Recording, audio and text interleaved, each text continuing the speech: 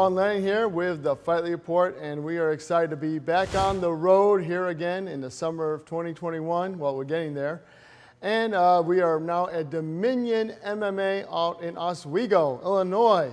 And next to me is Tyler Sugarfree Scott, competes in 155 lightweight division. 170. Yeah, 170. Okay, okay. Ranked at 155 right. still, but okay. 170. 170. You know, talk about obviously your latest fight, Seijo Imazaki. You guys had this fight at Cage Fanatic, 31, crossed the line. A big event, you know, a big fight for you. He's also the owner of Imazaki MMA, which is also in Illinois. So, and then you are the manager of Dominion MMA. So talk about that. How did the fight come about, and why did you feel like you had to challenge him? Yeah, it was a good fight. It was one that I was excited for a long time. There was a couple times that it got thrown out to me throughout the amateur career. But for one reason or another, it always kind of fell through. But I always liked the idea of it because he's, like you said, he's an owner of a karate school, and I come from a karate background myself. And I thought now the tale was even better, is that he runs a school, Miyagi-Do, and now here I got Cobra Kai over here as I'm the head coach at Dominion here. So I thought it would be a great striking match was kind of the plan going into it. Obviously the fight went a little bit differently, but still a really tough guy and a good guy too, and just a great matchup between two high-level martial artists. The fight was called verbal submission due to strikes. How did you feel about that finish? Yeah, I didn't hear him verbally tap, but I mean it must have happened. It was good. You know, I would have been happier with the if I would have sank in the triangle in the first round. If I had a couple more seconds, I think I would have got it. But you know, a TKO is a TKO, so I can never complain about a finish. So. I felt like during the fight he showed off he is a crafty veteran. You know, he was fighting off your submissions and he was going for a couple submissions of his own. Were you felt in any trouble at all, or? Not really. I mean, he was really strong. He was a lot stronger than I thought. His hands were huge. His grip strength was good. So when he locked up something, it was hard for me to get out of it. But he was making, you know, he was a veteran at finding things, but a rookie at some things at finishing it. He didn't really control the hips at all. So even though he might have locked down an arm, I kind of had free movement still. So he slowed me, but he didn't really stop me or threaten me too much. Finishing. Yeah, you feel like he overcommitted at all when he was going for like that arm bar, or rather like Chimera? Definitely, it was a lot more strength and technique based, and like that's not too surprising. He's definitely more of a striker. As I was too, yeah, he kind of overcommitted on things and used a lot of muscle. So I was just trying to remain calm, composed, and kind of just figure my way out of it. So. You guys talk after the fight at all? Because I know obviously you're the head coach of Dominion. You know, he's in charge of Imazaki. Maybe form some kind of union or alliance, temporary as it may be. We did. He did mention come out there and train anytime. Would be great. We actually ran into each other at the after party at the fight, and kind of had a couple drinks and laughed about it. So nice. So it's pretty good. Like I said, he's a really good guy, really respectful, and so nothing bad to say about Seijo at all. Definitely, and we saw you compete at Elite Amateur Fight League leading up to this. You know, obviously you had good success there. So it was just crazy to imagine, like, obviously you have that last fight, and then the whole world kind of just closes. Shut down. Yeah, just shut down. I mean, you had about 6 fights, you said, that were scheduled, and they were canceled. Either the card canceled, your opponent canceled during that duration. Yeah. And that I can't believe that June of 2019 was your last fight before your emergence in cage aggression. So yeah, it was crazy. Well, in the EFL fight, I actually ended up breaking my left hand early in the second round of that finals, and I did end up still winning unanimous decision that whole way through. But that put me on the sidelines for 6 months. So then I got surgery, late July, and then I was pretty much out rehabbing and everything up until January. So then came the new year, and then I was getting back into it, and I took a Muay Thai fight to kind of get my feet wet and just get used to the grind again. And then as soon as I locked in a pro debut fight, COVID hit. So show got canceled, and then I moved on to another show, had an opponent canceled.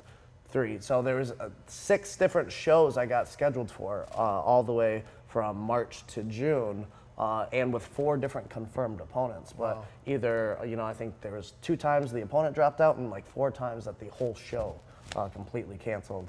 So it was definitely a process getting in there, and I got lucky. Well, I don't want to say lucky, because actually I was told by Mike Goodwin, the promoter, that I got it because I stayed on top of him. I was persistent. Yes. Everyone says they want to fight, but I said it every day, every day, every day, and then I got the fight. So Definitely. And then talk about caged aggression, like that promotion. How do you feel about performing there? It was November of 2020, and this is a big show. They have a great production. You're driving out to Iowa. But then they put you in with Trace Angekels, who obviously he's a tough competitor, trained at the MMA lab out in Arizona. And, I'm sure, I don't think you guys have ran into each other in terms of like having a fight schedule, but you had seen him, doing the regional events, whether it be XFL. Yeah, I knew his gym for sure Yeah. at the time, because he was, kind of out up by the Rockford area before that. So, I was scheduled to fight some of his teammates and stuff before. But Trace is a super tough guy, great wrestler. Now he's at an even greater camp, So a lot of stuff with that. I still think I beat him 8 out of 10 times, 9 out of 10 times. However, that was his night, not to take anything away from him. There was just a lot of things that kind of led up to it. Again, I don't want to make any excuses, but from March all the way to November, I was basically in camp that whole time. So by the end of that, I was burnt out. Mentally, physically, I was great. I was in the best. I was in the best shape, including all of my fights after that. I felt the best physically for that fight, but mentally, it was weird stepping into the cage and not being there. It was almost like an out-of-body Zen experience, which was calming, but unfortunately meant I wasn't able to turn it on. And Trace did what he did, and he locked up a choke super fast, and I felt okay. And the next thing I knew, I woke up. But it was a great lesson to learn that at the pro level, it's just like that. You can't skate by and wait to get woken up. I used to tell myself I'm a slow starter. Now I'm rewiring my brain. I'm not a slow starter. I'm a fast starter. I just haven't shown you that. That's all it is. So, the fights after that, it's been just as much physical preparation, but 10 times the mental preparation that I did before, because that's really where I noticed the lack of preparation was. Yeah, you got the opportunity to step back in there after your first professional fight against Pete Keepers, and you got the big finish. Talk about that as well. That's a big. 3 weeks later, I came out. I lost the Trace fight, but I was not hurt. There was like 3 strikes thrown that whole fight, and then we went to the ground and he locked up a choke. So I felt physically completely fine, and I was still in shape. So I said, hey, give me whoever. I'm ready to go. Let's go. Please give me another shot so I can show you what I can do. And I got Pete Keepers, another super tough guy. I believe he had like a 10-2 record or something like that, amateur, and then was just coming off of his first pro debut as well. So hit super hard, as I found out. So again, and this is kind of a little test for me, is that, or I guess trial and error is the words I was looking for. Is that I went in there and I noticed I was a little slow, I was a little flat-footed again, which led me to get caught with a couple hard shots. And I've been caught with shots in amateur before, but I wasn't ever caught with something that put me down like Pete Keepers did. And I think I got dropped like 3 times in that first minute, but again, stayed composed. And I remember there's a second where I'm like, oh yeah, we're fighting, all right? So and then I came on, I turned it on from there, and again, I ended up retaking the rest of that first round. I think if I had 10 more seconds, I would have knocked him out on the cage. When I watched, I didn't notice it at the time, but when I watch it back, he was completely done on the cage. He was exhausted, breathing, and at the time I was thinking I'm tired, but now watching it, I could see that. And then second round, went back after it and got the TKO via elbows. So definitely, that had to feel great, man. Felt really great to get that pro win. Definitely. And then, moving forward now, when can we see you fight again? I know Cage Aggression is going to come back until the fall. We have more events opening up, but they do require you to travel out of state. We used to have fights here in Oswego not too long ago, maybe a decade ago. Yeah. So it's just crazy how now everything's changed. Right, so Illinois is still pretty closed down. Illinois venues are starting to kind of look a little bit around the border and get some things going. So, Cage Aggression is a great promotion. I can't wait to fight for them again. But I know their next show's not till October. So in the meantime, if something good comes up, I've been in talks with Fight Card Entertainment a little bit too. I know they're they're doing a card this month that has Pro-Am. The next card is only Am, but they're saying that they want to throw another Pro card in there sometime this summer. So that might be a possibility as well. Nice. Otherwise, you know, promoters, if the right matchup comes by, I put butts in seats. So. Definitely. Yeah, you do have a huge following, so talk about that. You know, you guys have a lot of people that support you here from Dominion MMA. You know, you have families that they support the children, and they all support you guys when you go out to fight at these events. So how amazing is that? It's awesome to, you know, be a role model for kids and for them to kind of return it to you. You know, it's that extra motivation because you tell your students, whether they're kids or adults, you tell them to not give up. So when you see them in the seat there, man, you can't give up. You've been preaching it, so now you got to show it too.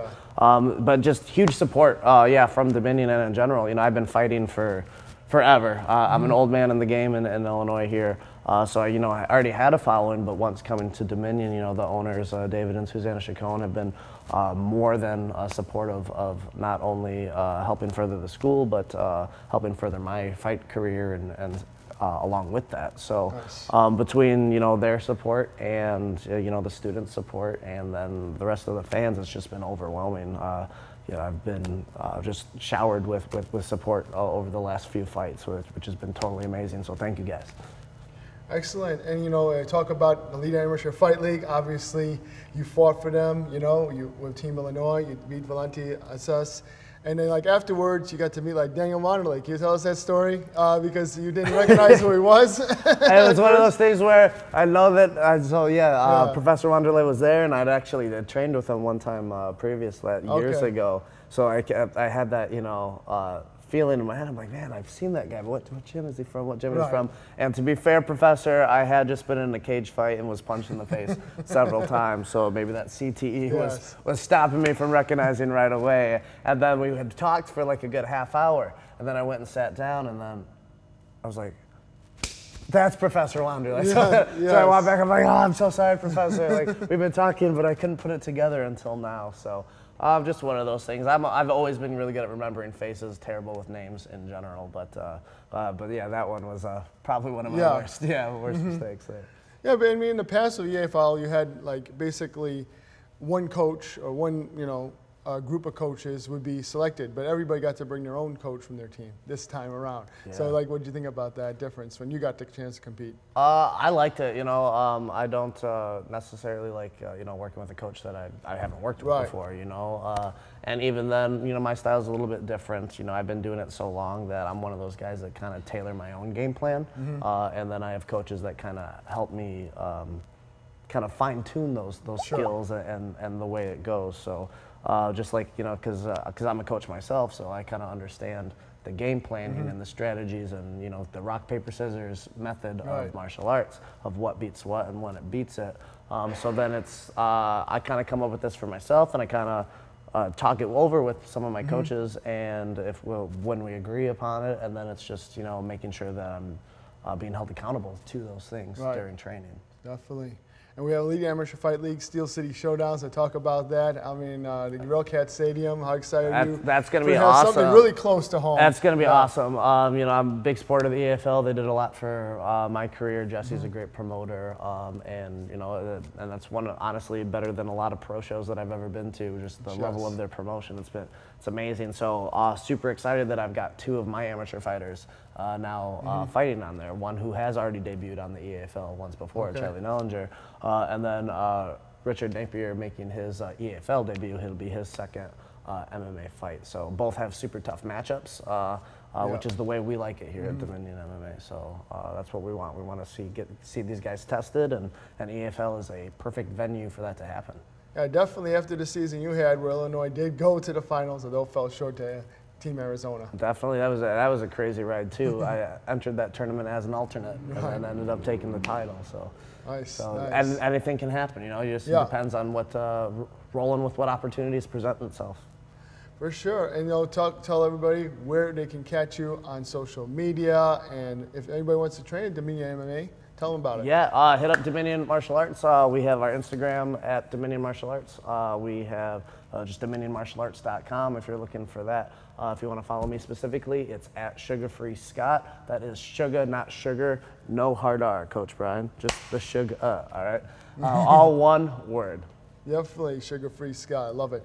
And also, you know, talk about that. You had type 1 diabetes as a child. That's where you get your nickname from. It is. It's not the best nickname, but you know what? You never really get to pick your nicknames, is my opinion. So I had a coach that used to joke that I chose diabetes, which is not the case because I'm type 1 diabetic. But that was the running gag. So then it slowly became this downfall of being the diabolical diabetic, and then it became sugar-free, and that kind of stuck because at the time I think Sugar Rashad was the champion too. So it kind of stuck, and then you know at one point during my fight career, I noticed that more people recognized me as Sugar-Free than they did as Tyler, and I was just like, yeah, well, let's lean into it at this point. So definitely. Anyone out there you want to fight at 170, like that makes sense to you, or?